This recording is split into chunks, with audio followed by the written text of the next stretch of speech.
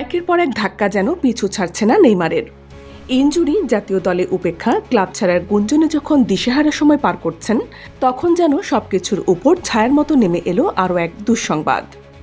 এবার করোনা ভাইরাসে আক্রান্ত হলেন ব্রাজিলিয়ান এই সুপারস্টার। সান্তোস ক্লাব থেকে নিশ্চিত করা হয়েছে নেইমারের কোভিড-19 টেস্টের ফলাফল পজিটিভ এসেছে, যেখানে মাঠের লড়াইয়ের চেয়েও বড় হয়ে দাঁড়িয়েছে জীবনের লড়াই। বিশ্বজুড়ে আবারও বাড়তে শুরু করেছে করোনা ভাইরাসের প্রকোপ, যার প্রভাব এবার পড়েছে ক্রীড়াঙ্গনেও। এবার সেই তালিকায় যুক্ত হলেন ব্রাজিলিয়ান সুপারস্টার নেইমার।